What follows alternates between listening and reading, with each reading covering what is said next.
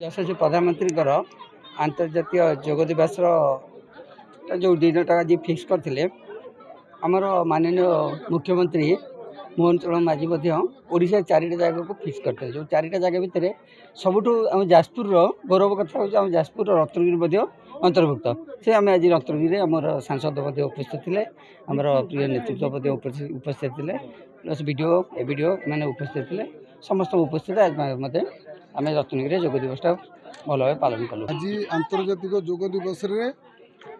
जे आम बरी ब्लॉक रत्नगिरी ठाकरे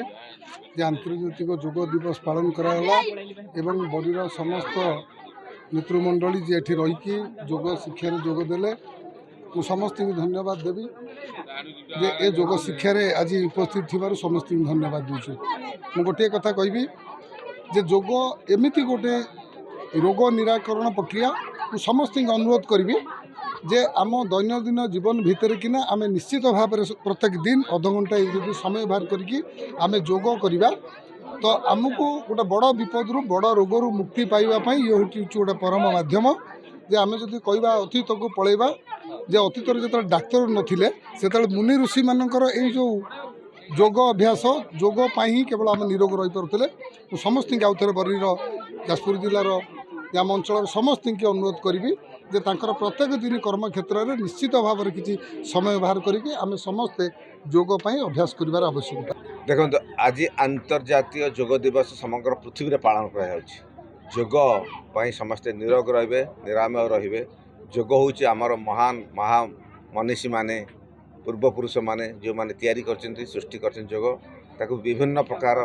उपादान नहीं कि समस्ते एक्सरसाइज करुछन्ती योग को